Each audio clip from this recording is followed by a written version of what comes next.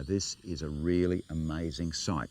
That little bird that you just saw, that is a baby of the beautiful firetail. Now these are amongst Australia's most beautiful finches, but they're quite rare and their populations seem to be declining in the wild. And obviously one of the great hopes for them is to establish these birds in captivity in case they might become extinct in the wild. Well, they've turned out to be incredibly difficult to keep in captivity, only for very advanced breeders, but even then most of them can't keep them alive, and those that do keep them alive have great difficulty in getting them to breed. Well, the good news here is I've got a pair in this aviary. I suppose this is me having a bit of a Skype, but there's a pair in this aviary. That's their nest up the top of that bottle brush. This is the adult. All over its body, it's sort of brown and blackish and almost white striped on every feather. Very beautiful but subtle pattern with the black around the head and of course that red tail. The babies are just a duller version of the adult. They've just brought out 3 babies and I'm hoping that they might produce some more eggs and actually have another round. This is wonderful news. If we can establish these birds in captivity, it could be a great reservoir in case they do become extinct in the wild.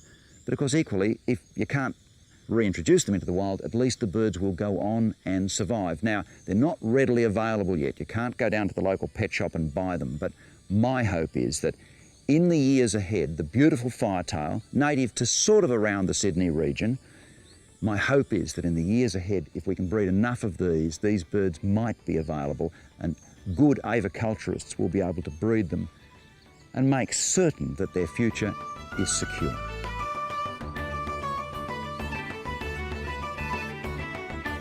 Now, if you're wondering how you actually do this, the aviary is about 10 metres long. Deep, well, I suppose it's about 3 or 4 metres and about 2.5 metres high.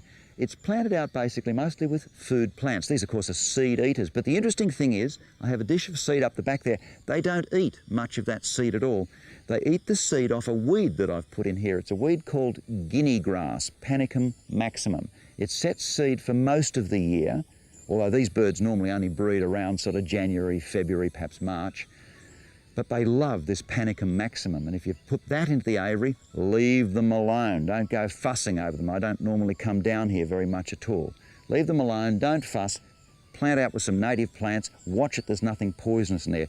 If you have weeds like petty spurge, they'll eat that and they might well die. This is petty spurge. It looks a lot like chickweed. Now, chickweed's a great food for most birds, but the way you identify petty spurge, it grows upright for a start, whereas chickweed grows along the ground. But the easy way is you just pull off a branch, and as soon as you do, you'll see the white sap coming out of it. Petty spurge is actually related to plants like poinsettias. So there's that classic white sap, and I believe it's that white sap that is toxic to a lot of birds. If you've got this plant growing in any aviary, I would always remove it. So just seeding native grasses, perhaps a few native shrubs, and there's a chance that if you ever get some, you might be able to breed some too.